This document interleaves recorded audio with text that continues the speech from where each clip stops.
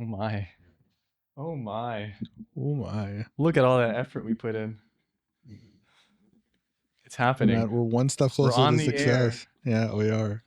Now it's all on the line. Hello.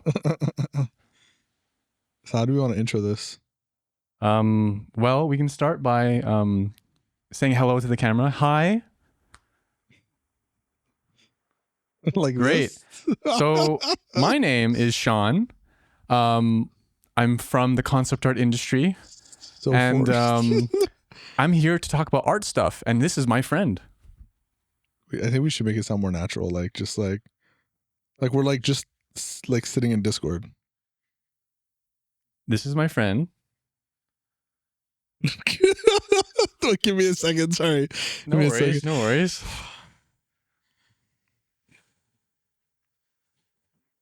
Take your time, brother. The internet's very nice. I'm not used to cameras in my face. They're not gonna get mad. I'm just not used to cameras in my face. Nick's very shy. It's not so that I'm if shy, you want to comment below, tell Nick it's okay. It's all gonna be all right. And if you want, he likes. What does he like? Nick, what do you like? I know what I like. I'm a huge gamer. You know this. Yeah. Just okay. So send gamer memes. Actually, your best gamer memes. Send to Nick. It'll give him good vibes. Yeah. So yeah, Nick, who are you? Who am I? Well, I'm just a small town boy out of Montreal, and decided one day that concept art was going to be my new way of life. And here I am now with Sean Vo, and we're talking about art. You know, it's evolved a lot, really. Yes. Yeah. Yes, we are talking about art. What a beautiful thing. Yeah. I don't know if everyone sees, but we have a nice assortment of art books. Yeah. On the table, and these were carefully selected to showcase the fine. How do I say it? What would it be? Literature. The literature. The I failed English, by the way. I should be thinking the of the big words. enthusiasm that we put in as artists in the past. Yeah. But we're getting back into this. And that's what this podcast is about, right? Yeah. Yeah. Getting back into it, talking about the fun topics, the deep topics, horizontal topics, you know, just all the topics. The horizontal topics. Horizontal topics. That's why we have How to Draw. How to Draw. No, we keep things square. We keep things in perspective as well. That's great. Yeah. We keep things in perspective. In perspective, yeah. So, okay, so I guess before we get into any topics, what led you to concept art, and what kind of stuff have you worked on since you've become a concept artist? Man. Well, I don't think I got to choose. I kind of started when I was really young, drawing all the time. So I kind of was fully committed at the age, I would say, of 12, because it seemed at the time was sort of my identity. So for me, I was like, I need to make this art thing work. And concept art appeared later when I was around, I think 16, when I was deciding where to go past high school to basically develop a career of some sort. So I was just lucky that the industry, or concept art in general, was starting to bloom around then. And from there, I took it into my own hands to go to a college. And then I found Sin Studio, which is in Montreal. I don't know if anyone watching, we're Montreal based. So we did a lot of our learning here, which we're very privileged to do. So that's what I did. Beyond then, I was fortunate enough to make it through and get my job. So I found concept art because I was fully committed from the beginning, and I didn't really have a plan B. Actually, I had no plan B. Okay, that's fair. Yeah. What about you? Yeah, that was an interesting journey. I used to draw as a kid. It's a good point in my life where I stopped drawing, went to college, did the kind of classic stuff. I hopped around, did social science, all the fun stuff. Didn't do too well. And then I ended up meeting somebody online playing games that was trying to become a concept artist, and was doing illustration at the time. Not safe for work illustration, just to clarify. Ooh. Not safe for work illustration, but his dream and his goal was to become a concept artist, and he told me all about it. Told me how, like, you know, art is something you learn, not something you're born with. And that got me really excited, and I ordered a tablet that night on my credit card, which definitely don't spend $500 just out of the blue, not you're gonna like something, but that's what I did.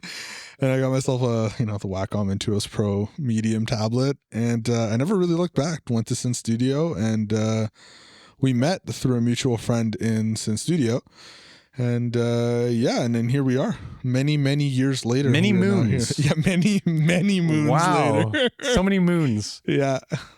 Yeah, for those of you watching, we're old, right? I don't want to answer. We're like existentially old. It's like, you know, when you start to become older and you're like, I think I'm old. I think that's where we're at as workers. My rule of thumb for old is that if it's above my age, it's old, and if it's below my age, it's young. So I'm never old. So you're just like the center mass of existence. Yes, I'm the average age at all times. Okay. It's a very flawed system. That's a very interesting way to see it. Okay. Yeah, it's a very flawed system, but it's my system. Also has its strengths. Yeah, great mental health strengths for sure. Anyways, just for like specificity, I'm currently 29. I got a good year ahead of me before I hit the last year. Everything goes downhill after that, then right? You become a 30 boy. Yeah. How old are you? I'm 30. Damn. He's old. I'm normal aged. So that's normal age. Normal age. That's how that works. So yeah. And what have you done now? So you went through the journey. You know, you drank from the well of life. You became a concept artist. What have you done since now with that skill you developed? I play a lot of Helldivers too.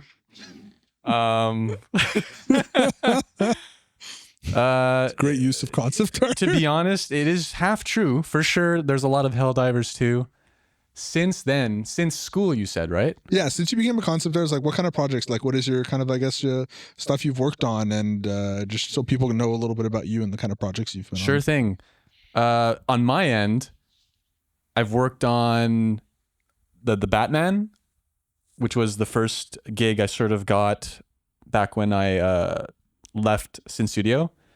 Which Batman series? Well, I touched Gotham Knights. Okay. That was the first project, and a bit of another project that I can't say. And that was a nice 2 years from the start of my career. And then from then on, I got hired at Eidos, so I did some work there, and I'm still there, by the way. So it's been quite a while.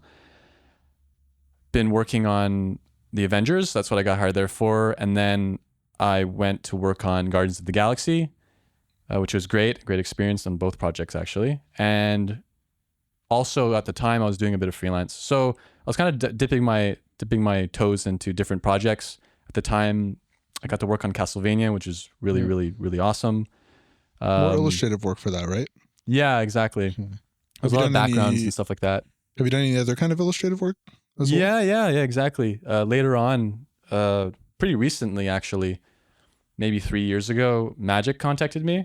Nice. And I started doing card illustration, which is a dream come true. And as you know, we're both nerds when it comes to Magic. So, oh my God.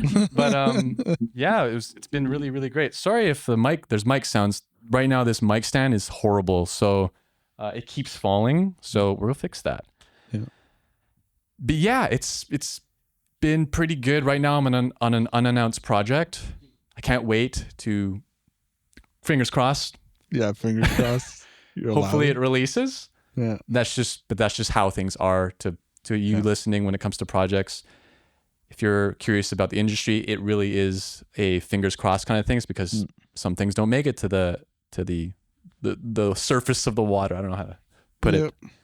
Yeah, that's a bit about me. So what about you? How have you been since you broke into the industry? Or maybe there's a bit more details you could share with the audience. Well, yeah, so I've done with the Sin Studio as part of their diploma program. They're kind of like, I guess, guinea pig batch, their first group. A lot of really good artists that we both know that now work at a variety of companies here in Montreal. And I ended up getting my first job.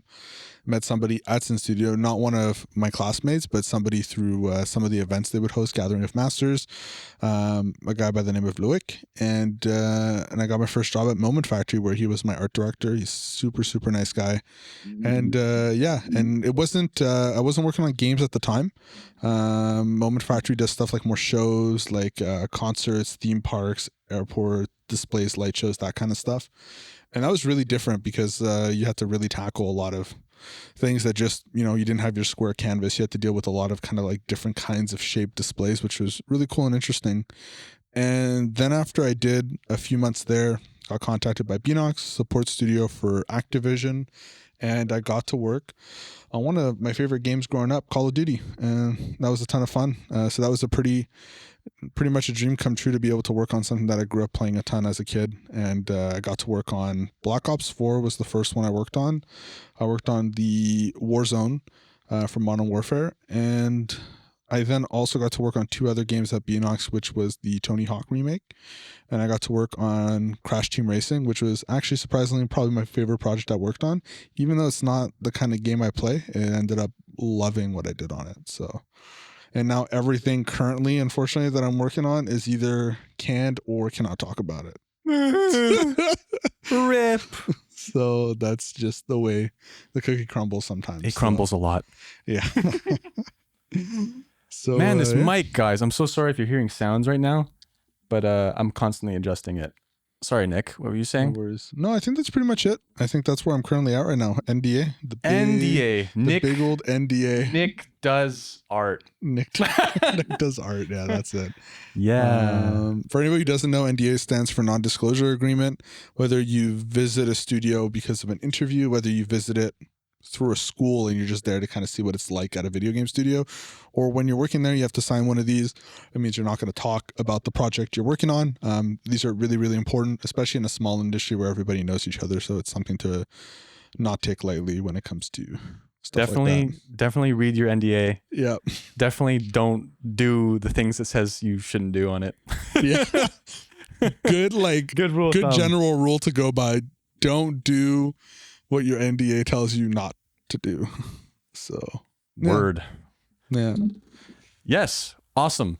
Okay. Well, I think it could be cool to maybe talk about one more subject before we kind of, I would say, wrap up this intro, because we just want to welcome us and say hello to you.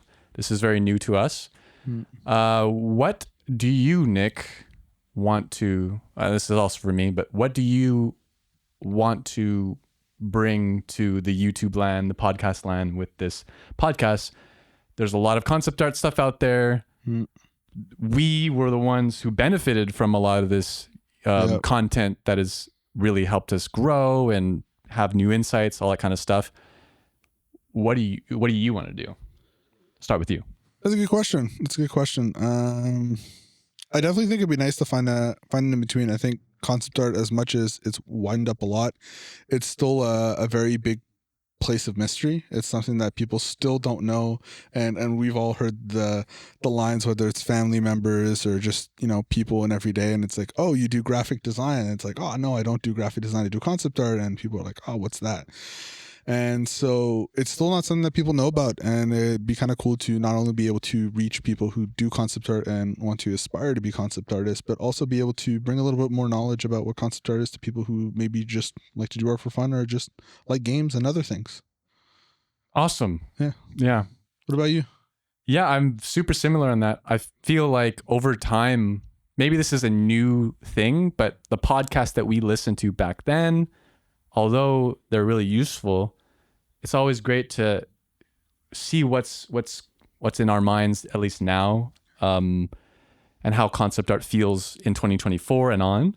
Yeah. So I like the new kind of perspective that we can bring on it. And also there'll be people out there who want to know more about concept art and what it means to be one, because I think it's an ever-changing thing. Concept art now is way different than concept art in 2012 or 2013 or beyond, which was before our time. Yeah.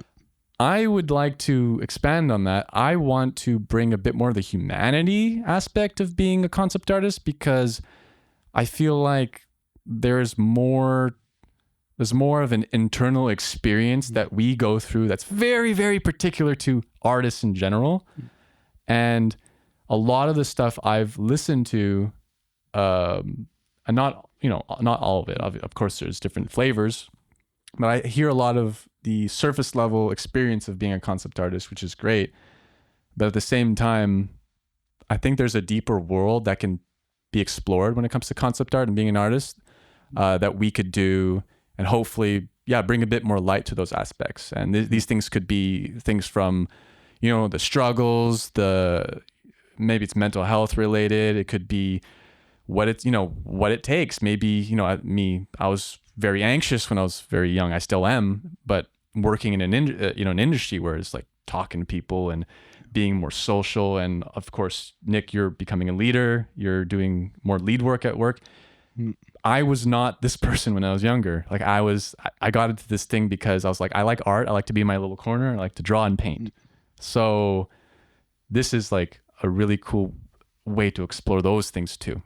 But we're always going to be that artist in the corner that likes to paint. I mean, I deep down, like, I think we can expand, but like, even back when I worked at Beanox, it was like a running joke where it's like, if you're looking for the artist, look where all the lights are off, and then you'd find them, because they'd all be like in the dark, like in their own little corner and drawing or modeling. And it was kind of almost like a trope. But there's some truth to it. Funny enough, like on our end, I remember, and I think it's common. It might not be, but there was always a running joke, at least with my art director, where it's like, hey guys, did you know that there's a meeting in an hour? And then the whole concept art team's like, huh, meeting?